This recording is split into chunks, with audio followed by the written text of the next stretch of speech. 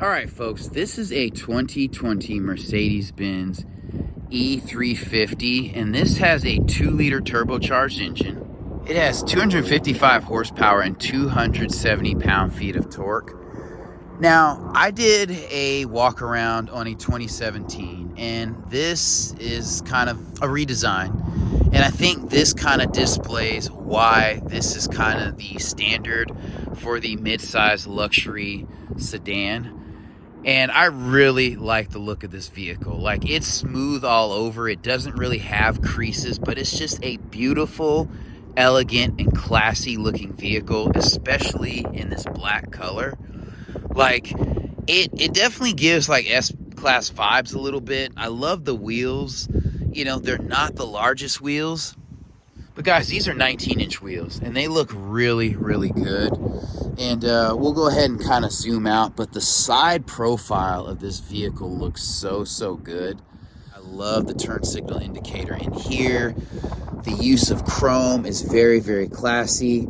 Again, I wish it had 330 horsepower, 340 pound-feet of torque, and I'm sure you can get an upgraded engine, but a lot of manufacturers are doing this, you know, base 2-liter engine, which is okay.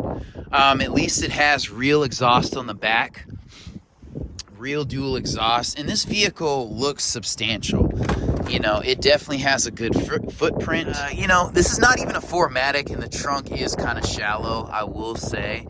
So you're not going to be sliding much more than 2 pairs of golf clubs in there. You know, maybe a full-size suitcase, a book bag, and a carry-on if you're good at Tetris. But the back of this car definitely exudes luxury.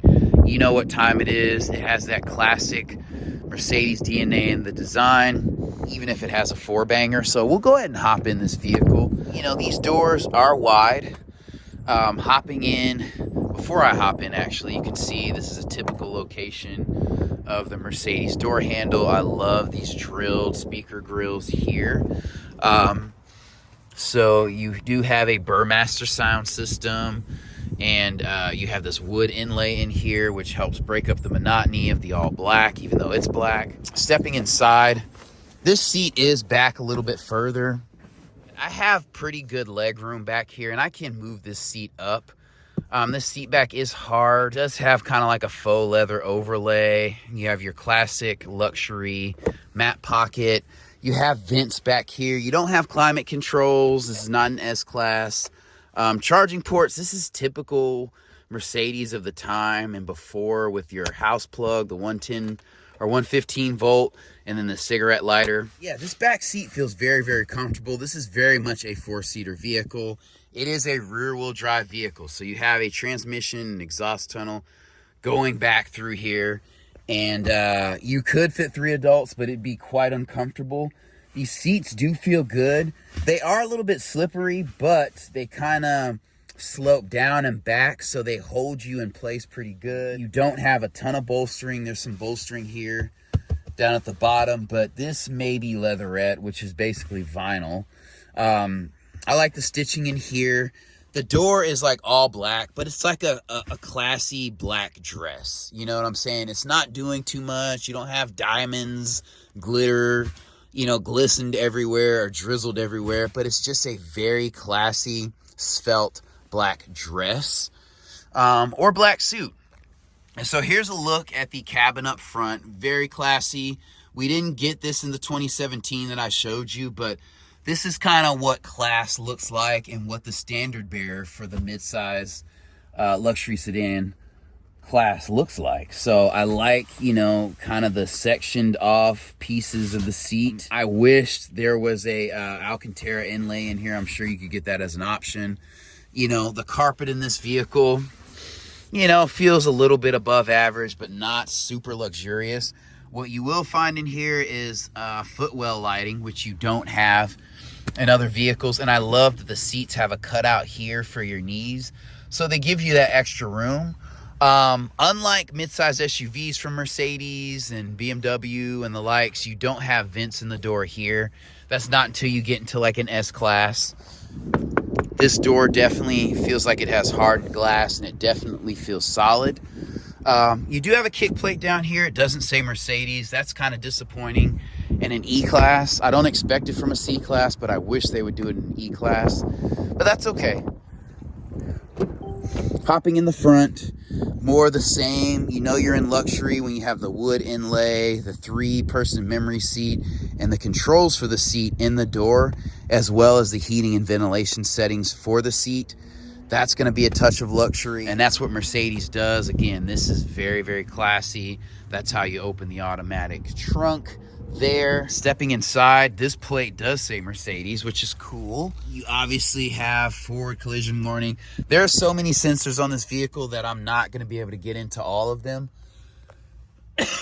This is a standard looking sunroof, but I love the black headliner. It looks super svelte, super classy.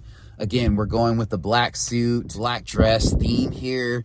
The jeweled interior lighting is definitely a Mercedes touch.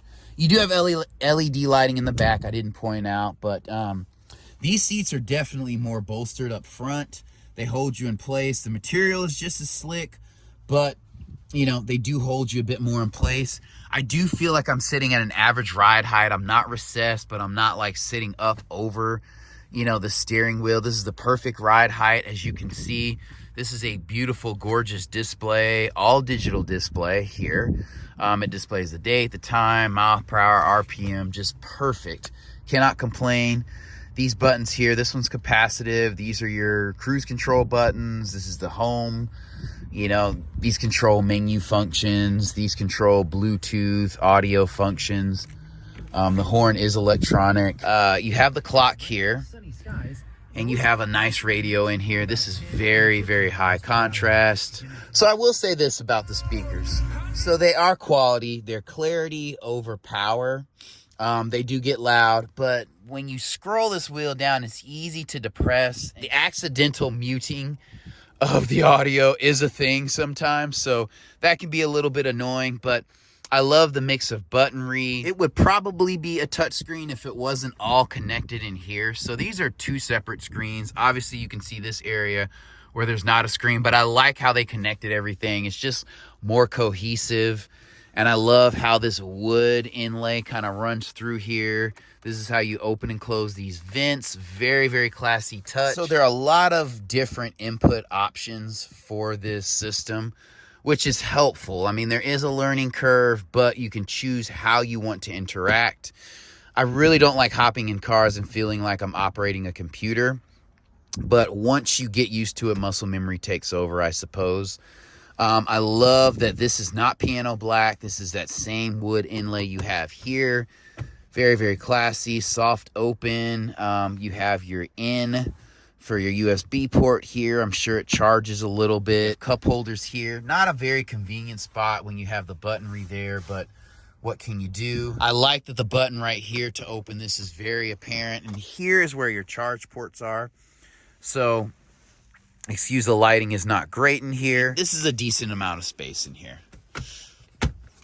And so these seats and the headrests are very comfortable. The seats are firm. I wouldn't say they're plush. They're comfortable and they support you, but they're not plush seats like American luxury, but that's okay. You know, you have this standard, it's a little bit slimmer than standard mirror. I don't like that, but you do have LED lighting here, and then you do have a microphone for your Bluetooth here. But all in all, this is a much welcomed upgrade from the 2017 that I showed you. And again, like, these vehicles are not out of reach. We'll go ahead and pop the hood.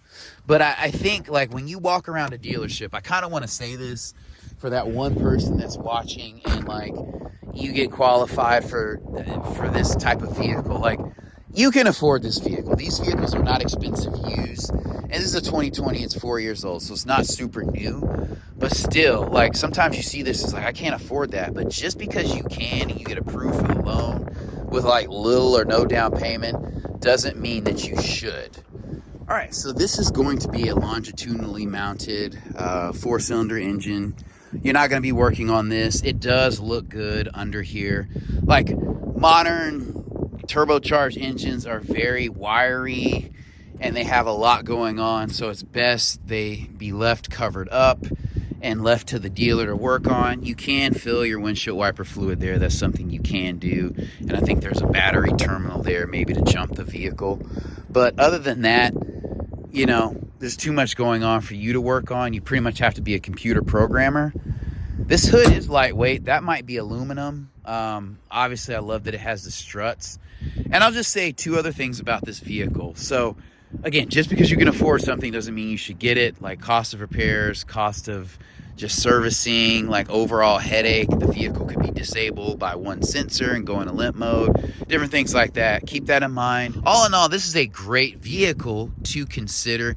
Just consider used luxury responsibly. I mean, it is a look, it is a vibe. You definitely look better in this going down the road than a Volkswagen Passat, Toyota Camry. And honestly, like a 2020 Camry, maybe a little bit less than this vehicle, but they're closer in price than you think. But just the overall cost of ownership is, you know, wildly different. And I don't know, you have to kind of decide whether that's worth it to you.